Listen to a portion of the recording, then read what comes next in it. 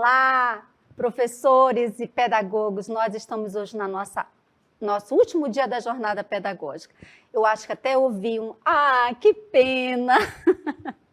Então, mas calma, nós ainda temos muitos assuntos para tratarmos hoje e eu gostaria primeiramente de me apresentar. Meu nome é Elândia Milon e eu sou pedagoga aqui na assessoria pedagógica na Gentec. E hoje não estou sozinha aqui, nós temos também... Olá, professores, olá, pedagogos, toda a comunidade escolar que está nos assistindo. Como a professora Elândia disse, hoje é nosso último dia de jornada, mas a gente ainda tem muita coisa para compartilhar com vocês, muitas experiências, e a gente espera a participação de todos. Eu sou a Kaelen Ferreira, atualmente gerente de ensino, e eu espero que vocês estejam gostando desse momento de jornada pedagógica que foi preparado com muito carinho para vocês participarem e a gente ter um ano letivo de sucesso. E agora a gente vai iniciar o nosso momento de formação indicando o tema da jornada de hoje. Então, o tema é: revisar é preciso? O que vocês acham? Revisar é preciso? Então, nós vamos tratar sobre isso hoje. Primeiramente, nós vamos ver aí, não é, professora Kaelen? Exatamente, a gente tem que parar para pensar e a gente teve um período de 2 anos de pandemia que isso ainda reflete na educação. Então a gente precisa refletir sobre isso, né? Quais são esses pilares importantes para a educação pós-pandemia? A gente pode pensar que, poxa, professora Kaelen, mas já passou um tempo, a gente já voltou para as aulas normais, presenciais. Ainda é necessário a gente falar sobre o período pandêmico? Bom, partindo do princípio que os nossos estudantes passaram algum período sem aulas, né, numa modalidade normal, a gente tem que levar em consideração que isso ainda está refletindo no processo de aprendizagem dos nossos estudantes. Então, vamos lá ver os 2 primeiros pilares para esta educação pós-pandemia. O primeiro deles é a educação socioemocional. A gente sabe que depois do período de pandemia, esse tema, educação socioemocional, as competências socioemocionais ficaram muito mais aí em voga, né? Muito mais aparentes aí no meio educacional. Então, a gente também tem que levar em consideração como é que está esse momento afetivo do estudante, né? A família desse estudante. Então, isso também tem que ser trazido para a sala de aula. O segundo pilar é a diversidade das estratégias de ensino. Nós sabemos que os alunos eles não aprendem da mesma maneira. Normalmente, o professor ele já pensa diversas estratégias, levando em consideração que a sua turma tem diversidade. Então, isso só se aumentou durante esse período de educação pós-pandemia. E os próximos, professora Elândia? Então, os próximos nós temos aí a busca ativa de estudantes em afastamento de sala de aula. Nós sabemos que, por conta da pandemia, muitos estudantes não retornaram à escola e, por conta disso, é necessário fazer essa busca ativa, retomar esse aluno, trazê-lo novamente para a escola.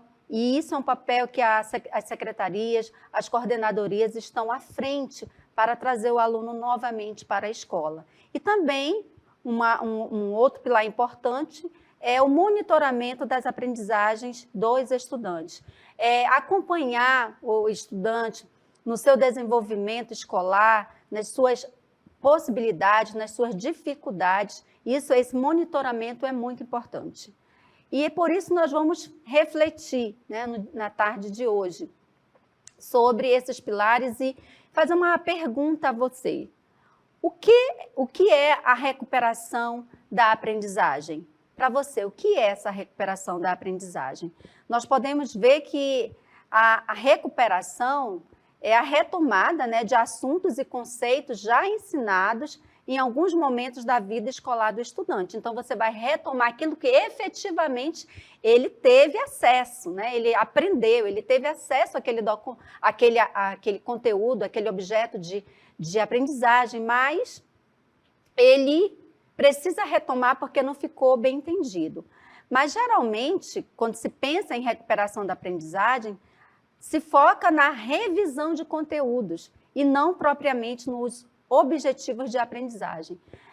Se pensa só em revisar aquele conteúdo que o aluno perdeu naquele momento, mas não se pensa num conjunto, em ações que precisam também serem retomadas, não somente o conteúdo específico. Ele precisa ir em busca de todos os objetivos da aprendizagem daquela série que ele está e que, de repente, da série anterior ficou faltando.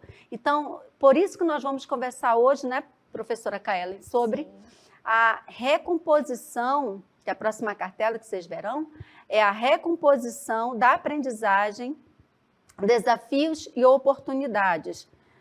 Tudo bem, professora, só Uhum. colaborando, né? A gente tem que pensar que esse processo de recuperação, ele já é necessário, né, em tempos normais de aula, e com a pandemia ele se acentuou. Então é por isso que a gente também trouxe, né, professora Ailândia, esse tema para que vocês pensem, reflitam sobre isso, né? A gente teve a oportunidade essa semana de ter acesso ao momento formativo falando sobre nossas avaliações externas, né, os índices e a proficiência que os nossos estudantes precisam alcançar. Então a gente não tem como desconsiderar, né, professora Ailândia, o período que eles tiveram sem aula, né, com o professor. Então, isso tem que ser ainda muito discutido por nós, profissionais da educação. Tem teóricos que sinalizam que a recuperação desse período pandêmico pode durar até 5 anos. Então, a gente ainda está bem no início deste processo. Então, nós, como educadores, também temos que refletir, né? E a recuperação da aprendizagem a revisão é um desses itens, né? E a recomposição da aprendizagem, ela traz desafios, né, professora Ailândia?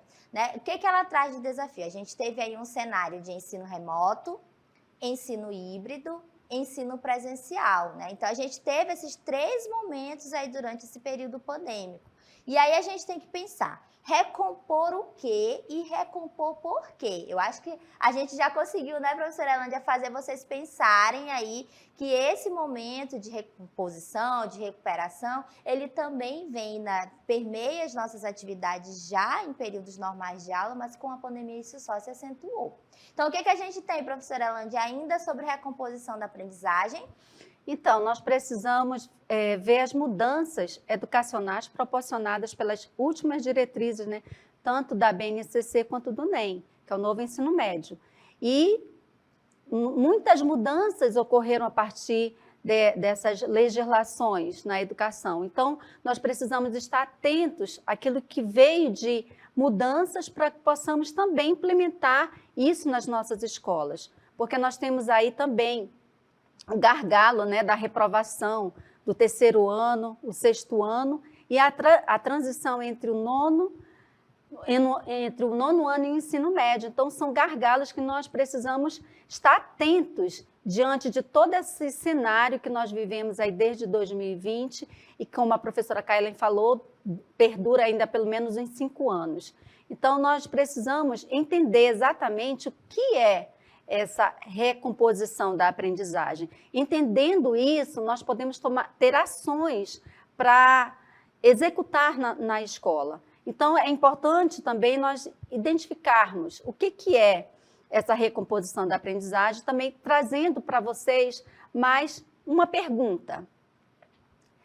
Defasagem ou dificuldade de aprendizagem, né, professora Ailândia? Então, defasagem ou recuperação da aprendizagem. O que é isso? É a mesma coisa? São diferentes? Então, nós vamos ver que aí a defasagem de aprendizagem, ela é a distância entre o que o aluno sabe e o que ele deveria saber em uma determinada idade ou ano escolar da educação básica, para continuar, né, avançando nos seus estudos. Se existe defasagem, é porque temos uma referência e uma expectativa de que deveria ter sido alcançado, né? E aí o que acontece? Não há essa distância, né, na recuperação. E aí, professora Kaellen, o que nós podemos ver também? Então, a gente pode ver aí, professores, que dentro da recomposição da aprendizagem, a gente tem 5 itens, né? A avaliação, o currículo, a formação continuada, o acompanhamento pedagógico e o acolhimento. Então, qual é a diferença principal de recomposição para recuperação da aprendizagem, né? A recuperação, como a professora Ailândia sinalizou, ela vai no foco em algum conteúdo, objetivo, objeto do conhecimento, que o aluno, por algum motivo, ele pode não ter se apropriado. Na recomposição da aprendizagem, a gente tem basicamente a montagem de um plano pedagógico para definir vários objetivos, um conjunto de objetivos a serem atingidos. Por isso que quem está trabalhando nesse momento para recuperar aprendizado, para que a gente consiga desenvolver as habilidades dos nossos estudantes, precisa entender que esse plano ele vai exigir que a gente tenha uma avaliação diferenciada, um currículo em dado momento repriorizado, considerando habilidades essenciais dos nossos estudantes, a formação continuada. Então, o professor, para que ele consiga fazer esse processo de recomposição, ele precisa ter formação, ele precisa entender como este aluno está nesse momento desenvolvendo suas habilidades. Acompanhamento pedagógico, e aí o professor não pode se sentir sozinho, ele tem uma equipe pedagógica, tem o acompanhamento do coordenador, do ensino mediado, do coordenador regional. Então, a própria secretaria desenvolvendo estratégias para que esse acompanhamento seja feito com o professor que está com essa turma em sala de aula, e o acolhimento, né? É o professor também trabalhar a educação socioemocional, entendendo que esse estudante ainda está em processo de desenvolvimento e que ele pode ainda estar, de alguma maneira, sofrendo com algum impacto lá do período pandêmico, seja de aprendizagem ou seja da própria educação socioemocional. Então, é importante, né, professora Elândia, que os professores tenham esse entendimento sobre esses itens. Porque a recomposição da aprendizagem são ações, né, que são muito mais amplas do que simplesmente você recuperar um conteúdo específico, porque requer outras ações, como a professora falou, a avaliação, o acolhimento do aluno quando ele chega, retoma, né, a sua volta à escola, ele precisa ser bem acolhido. E uma dos elos, aí dos pilares da recomposição da aprendizagem é a avaliação. Nós temos que verificar até onde esse aluno alcançou, avançou, naquilo que ele precisa ainda retomar os seus conteúdos dentro de todos esses aspectos que já foram falados. Então, nós temos aí na próxima cartela a importância, né, da avaliação, tanto da avaliação diagnóstica quanto da avaliação processual. Ambas, né, permitem reconhecer aprendizagens desenvolvidas ou não e as respectivas lacunas que aconteceram durante o processo educacional deste aluno. Então, a avaliação diagnóstica, ela sempre acontece no início do ano letivo, onde se vai fazer todo o diagnóstico, o levantamento do que o aluno já traz deste conhecimento e também verificar durante o processo, né, na sua avaliação processual, o seu desenvolvimento e as lacunas que estão surgindo para que possa acontecer a recomposição da aprendizagem deste aluno. Então, nós veremos aí que também, né, professora Kaellen, nessa recomposição da aprendizagem, nós temos ainda um outro fator importante. Que é a formação integral dos estudantes. A BNCC, ela prevê e ela institui direitos de aprendizagem para cada ano escolar e estabelece que a escola não pode se limitar apenas ao domínio cognitivo. Por isso que é importante o professor conhecer, estudar, se aprofundar também na educação socioemocional, né? Precisando também dar conta deste desenvolvimento. Então, no Centro de Mídias, a gente tem, né, a oferta de uma ficha avaliativa que ela tem critérios pré-definidos que trazem aí, professor, para você que está em sala de aula com o estudante, itens para você avaliar também do ponto de vista socioemocional. Então, se este aluno está tendo dificuldade de aprendizagem, né, será que é só mesmo da parte cognitiva? Será que a gente também não precisa verificar se este estudante está com alguma dificuldade familiar ou mesmo, né, está ali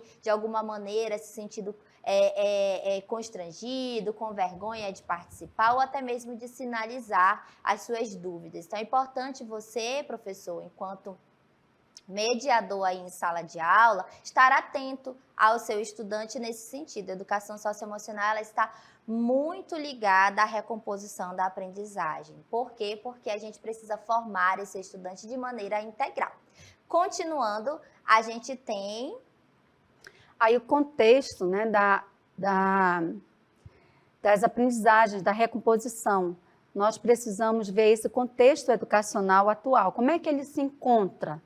Então, o trabalho em sala de aula, ele precisa ser o resultado da articulação entre os objetivos da aprendizagem essenciais do ano escolar em curso, retomando as aprendizagens fundamentais anteriores, que não foram plenamente alcançadas, para assegurar aos estudantes condições de prosseguir sua escolarização. Então, nós temos aí um triângulo, né? um tripé que envolve todo esse trabalho educacional, tanto o planejamento, que leva, né, à instrução, à avaliação, todos são importantes para a verificação daquilo que o aluno precisa aprender naquele ano escolar que ele está em curso e verificar aquilo que ainda ficou faltando do ano anterior.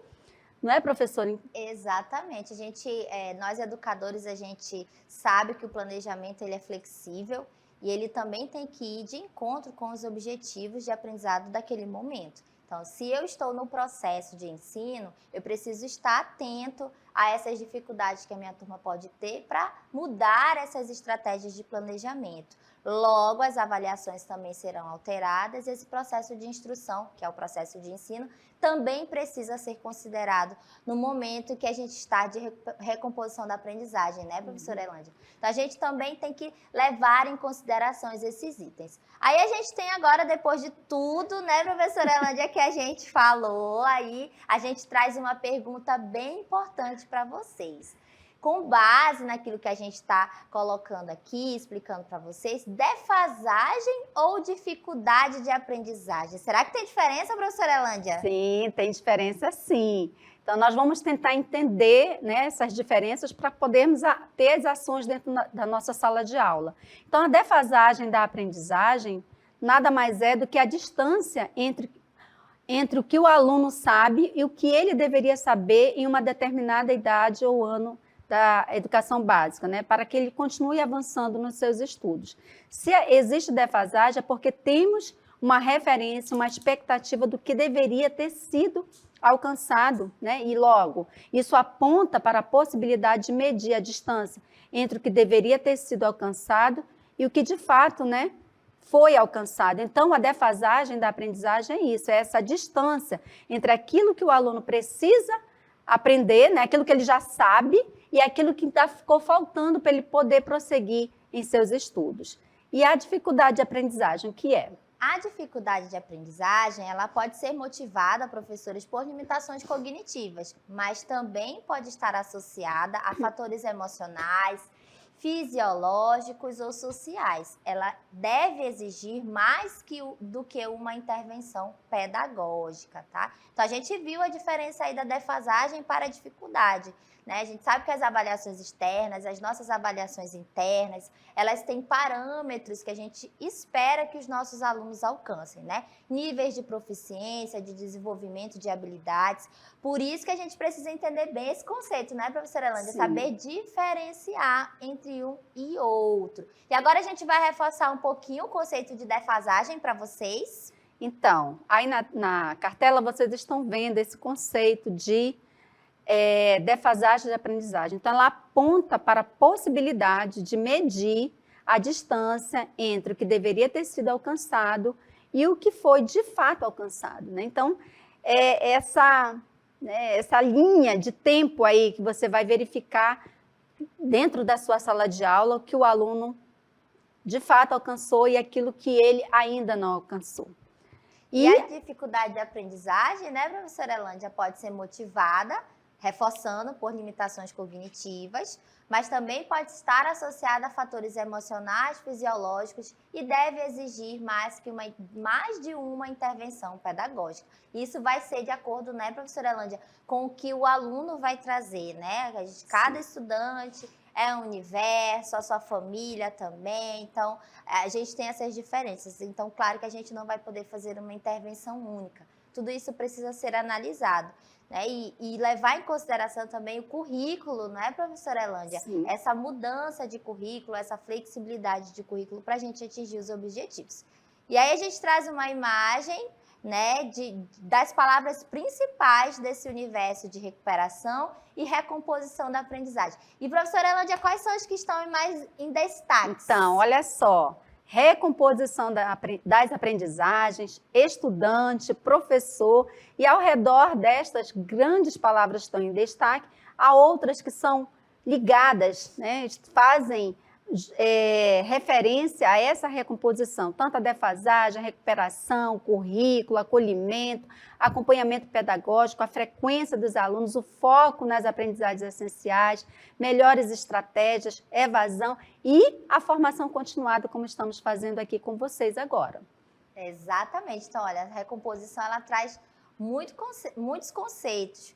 E estudante e professor tá nessa peça central. Então, né, professora Elândia, a gente precisa estar bem informado, sim, bem instruído, né, se apropriando aí dessas orientações. Isso aqui é só o início, né? O professor, ele é um eterno pesquisador. Então, se agora a gente está trazendo um conceito diferenciado, é para vocês também aí começarem a ter curiosidade, a buscar mais, a ler mais sobre o termo recomposição da aprendizagem, porque até para a gente é novo, né, professora Elândia? A gente precisa se debruçar para estudar e para vir fazer as formações. E a gente conta com um professor que pesquisa, que também vai em busca. E aí a gente tem um ponto de partida, a gente até mencionou, né, professora Elândia, esse ponto de partida no início, que são os diagnósticos. Se você está doente, não sabe o que tem, mas está tendo ali sintomas de febre, dores de cabeça, o que você faz? Você vai ao médico e ele te dá um diagnóstico do que você precisa fazer para melhorar. Na educação, fazendo uma analogia, a gente também trabalha dessa mesma maneira. A gente precisa diagnosticar o que o nosso estudante precisa melhorar, onde que está a dificuldade, para a gente pensar ações que apoiam o planejamento, né? E é por meio delas que o educador, a educadora consegue ali perceber de maneira mais ampla como está o aprendizagem dos estudantes. Então, professor que se planeja faz avaliação diagnóstica, né, professora Elândia? É por isso que nós vamos ofertar aqui no Centro de Mídias a avaliação diagnóstica, né? Nós temos aí no dia 23, o início do ano letivo, e logo em seguida nós temos 3 dias de aplicação da avaliação diagnóstica. E aí, professor, isso só vai ser efetivamente concretizado à medida que vocês dão um retorno, feedback do resultado dos alunos, para que possamos verificar, né, o que houve, né, nessa defasagem, nessa distância entre aquilo que deveria ter sido aprendido e não foi, e para surgir aí a recuperação. E as intervenções, né, sim, as intervenções. O ideal é ter esse resultado e que a gente consiga fazer a intervenção aqui, tanto do planejamento, com os nossos professores ministrantes, mas que você, professor presencial, também se sinta, né, autônomo, né, professora Elândia, de buscar, né, outras estratégias para desenvolver aí as aprendizagens do aluno. Então, a gente conta também com essa parceria de vocês, porque aqui a gente já tenta pensar ações, estratégias, mas o professor presencial, ele é o que, professora Elândia? Fundamental neste processo. Então, olha aí, fica aí para vocês, ó, o papel do professor presencial no processo de recomposição. Nós falamos tanto sobre isso, mas agora, como é que o professor vai se enxergar nesse processo, professora Elândia? Então, qual é o meu papel, né? Eu sou professor aqui na sala de aula, mas o que eu posso fazer para ajudar? Nossa, vocês podem fazer muitas coisas.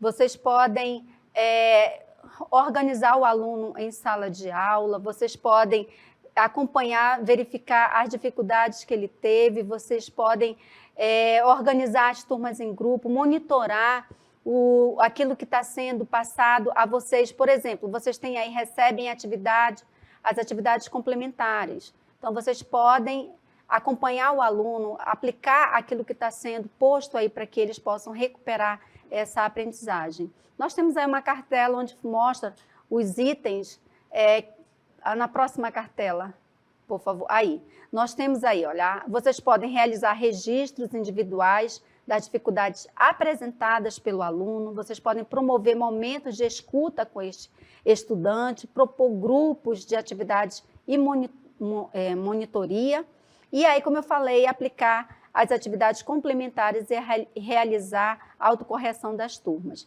Além disso, né, vocês também podem revisar os conteúdos utilizando as cartelas das aulas de revisão. Vocês sabem que ao final de cada unidade de estudo, a gente tem uma aula que ela é específica para revisar aquilo que foi trabalhado nas aulas anteriores, então que é o que o professor ministrante considera que é mais essencial daqueles objetos do conhecimento que foram trabalhados. Então, esse material ele pode ser aproveitado por você, professor presencial, também para fazer esse processo de revisão com o estudante. E conversar com outros professores e planejar atividades que possam contribuir com a recomposição da aprendizagem. Professor, você não pode se sentir sozinho. Não é só você que passou por um período pandêmico, não é só você que está com sua turma nesse processo de retorno, né, de recuperação, de recomposição. Então, a ideia é você também trocar experiência com os outros colegas. De repente, alguém selecionou um material ali que serve para a sua turma, por que não trocar, né, fazer essa parceria?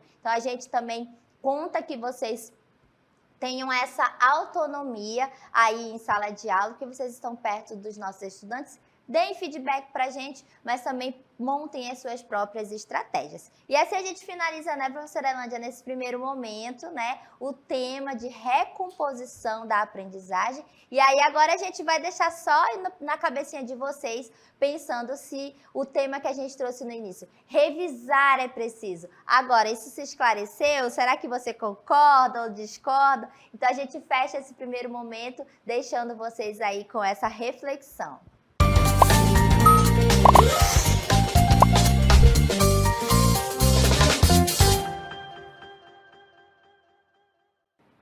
Olá, professores! Agora a gente vai dar continuidade ao nosso momento formativo e o nosso próximo tópico é De Volta ao Futuro, bem-vindo ao ano letivo de 2023. Esse é o momento onde a gente traz as novidades nos momentos das aulas, nas transmissões, aquilo que a gente vai ter de diferente nesse ano letivo.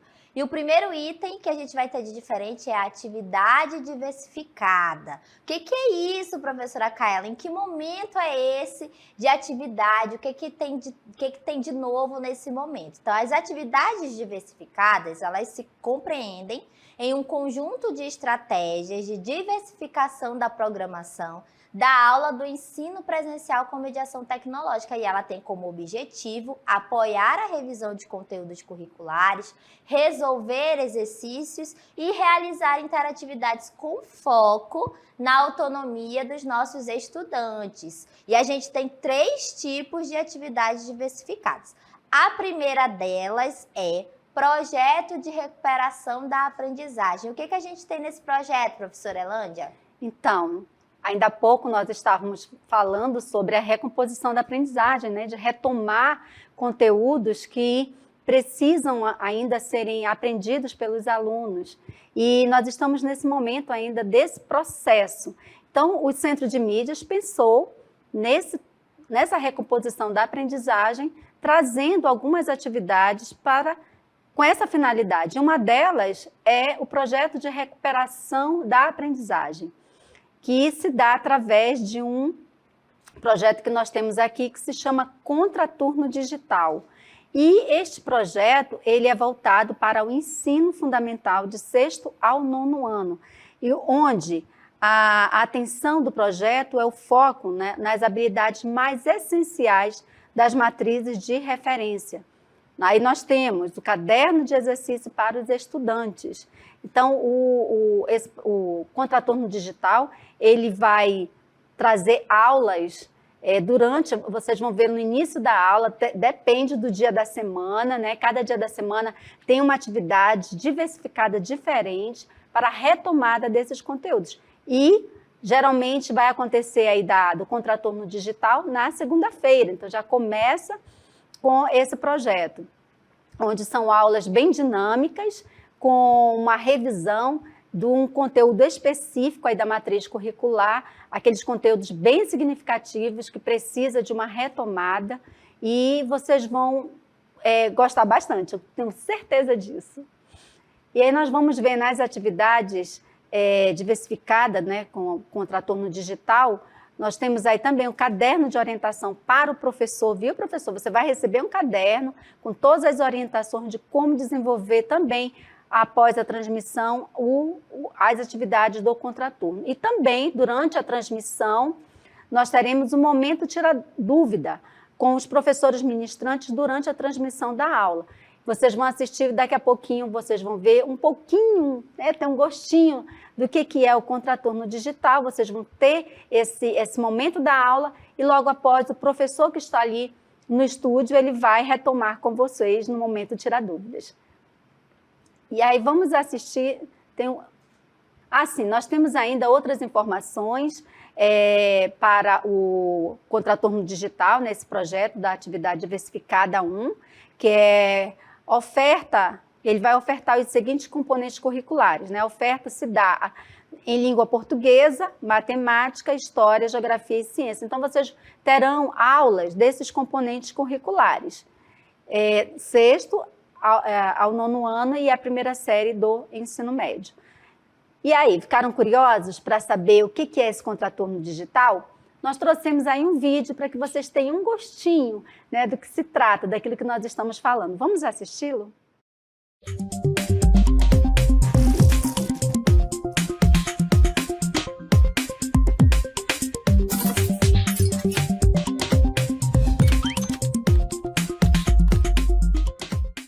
Olá, alunos do nono ano, sejam todos muito bem-vindos a mais uma aula do nosso Contraturno Digital. Eu sou o professor Virgílio Guedes e agora a gente vai acompanhar um pouco mais dos conteúdos de ciências. Vamos dar uma olhada qual o conteúdo da nossa aula de hoje? Nossa aula 37 de ciências, que tem aí como título Meu Pedacinho de Chão, onde a gente vai conhecer um pouco melhor sobre os tipos de solo. A gente vai ver as diferenças e como a gente interage com esses solos aí na nossa litosfera. Na litosfera, nós vamos encontrar tipos diferentes de solo, né? E eles vão depender ali da composição daquela rocha. Então, os solos, como nós já sabemos, eles são formados a partir da decomposição das rochas, que sofrem aí a ação do tempo, que é o que nós chamamos de intemperismo. Então, elas vão se tornar partículas menores e vão formar o solo que nós encontramos aí na litosfera. E aí também a gente encontra cores diferentes, texturas diferentes. Pela cor, a gente pode observar que nós temos ali solos de cores mais claras, como a gente está observando, como o solo arenoso. Nós temos aqueles de cores mais avermelhadas, como o solo argiloso, que a gente observa. E também aqueles solos mais escuros, né, como a terra preta, que é o que a gente conhece ali como humus, onde a gente vai utilizar geralmente na agricultura, né, na plantação, porque ele é um tipo de solo muito rico em nutrientes. E aí, gostaram? Muito bom, né? Então, vocês vão ter essas aulas para o ensino fundamental, né, de sexto ao nono ano, o contraturno digital. Mas também teremos uma outra atividade diversificada para atender os alunos do ensino médio, segunda e terceira série do ensino médio. E aí, para essas séries, o foco está nas habilidades mais essenciais dos exames vestibulares. Também, assim como do contraturno, no Conquistar, que é o do projeto para o ensino médio, se chama Conquistar. Haverá também um momento tirar dúvida com o professor ministrante durante a transmissão da aula. Então, nós temos dois projetos aí, duas atividades diversificadas. Contraturno digital para o ensino fundamental e o Conquistar para o ensino médio. E aí, eu tenho certeza também que vocês ficaram curiosos para conhecer um pouquinho do Conquistar. Então, vamos lá conhecer agora, assistindo o vídeo?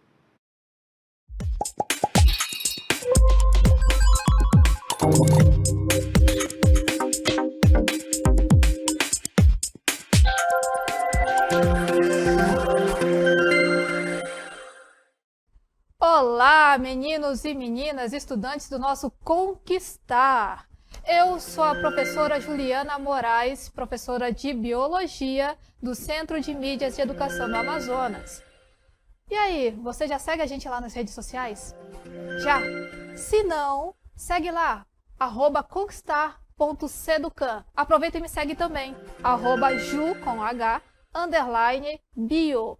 E qualquer citação que você fizer, qualquer postagem que você fizer com relação a nós, #conquistar22. Vamos lá para o nosso episódio. O episódio 2.1 é sobre o sistema digestório humano. Com relação ao detalhamento, nós teremos aí a nutrição e os distúrbios alimentares que apresentamos, ok? Vamos lá para o nosso desafio. Vem comigo!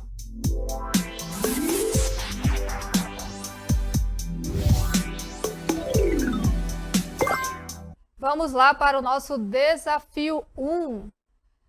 Ser vegetariano ou vegano torna os seres vivos herbívoros? Vale ressaltar aí para vocês que ser vegano, ser vegetariano é uma preferência que os seres humanos, né, especificamente, têm com relação à sua alimentação.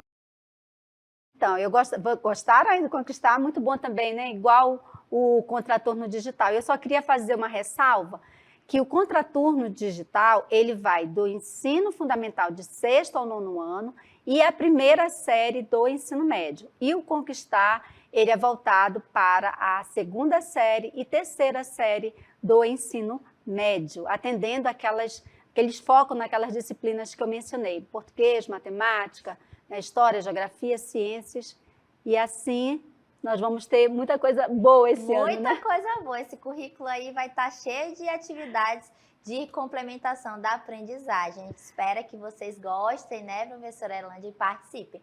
E a nossa segunda atividade diversificada, vocês já conhecem, professores, que são as atividades complementares. Mas o que a gente vai trazer de novo para este ano de 2023? Vocês vão continuar recebendo os cadernos de atividade por dia, de acordo com a aula, mas a gente vai trazer um momento de correção dessa lista de exercício que vocês recebem para a transmissão. Então, no dia lá que você vai ter, né, no seu plano de aula, não se preocupe, você vai saber exatamente qual vai ser a atividade que vai estar naquele dia. A gente vai ter o momento em que o professor ministrante vai corrigir as atividades realizadas antes da transmissão para as turmas de ensino fundamental e depois das transmissões para as turmas de ensino médio e educação de jovens e adultos. Essas questões, elas são objetivas, alinhadas ao objeto de conhecimento trabalhado durante as aulas. Então, professores presenciais, a gente reforça, né? Essa atividade complementar, ela é parte da carga horária de cada componente curricular. Então, você não pode deixar de realizar, de aplicar com seu estudante, de fazer com que ele compreenda que aquela lista de exercícios é para ele revisar e praticar o que foi trabalhado durante as aulas, tá bom? A gente aprendeu aqui que o processo de recomposição da aprendizagem, ele envolve diversas estratégias. Vocês já viram o primeiro, que é com foco em videoaulas, com resolução, com estratégias diferentes de ensinar os objetos do conhecimento, e agora a gente está com uma outra estratégia, que é correção de exercício. Então, a gente já tem aí uma segunda forma de diversificar e recompor essa aprendizagem. A gente conta com a participação de vocês, só tem o objetivo alcançado na atividade complementar, ele só vai de fato acontecer se você aplicar essa atividade com o estudante antes de ir para a transmissão. Um ponto importante, professor: você não vai deixar o aluno realizando a atividade complementar no momento da correção.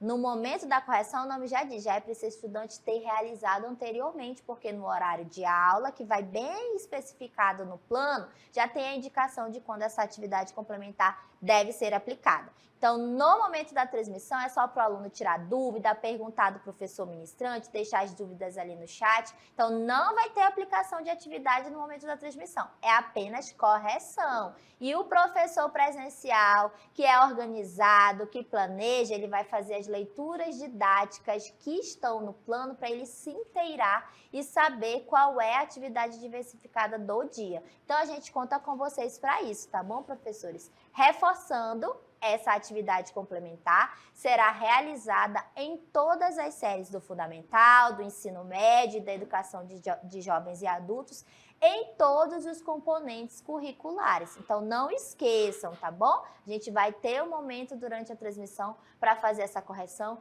mas ela só vai atingir o objetivo se vocês realizarem a aplicação das atividades nos momentos especificados no plano de aula, antes da transmissão para o ensino fundamental e depois da transmissão para a educação de jovens e adultos e para o ensino médio. E a nossa próxima atividade diversificada, qual é, professora Erlândia?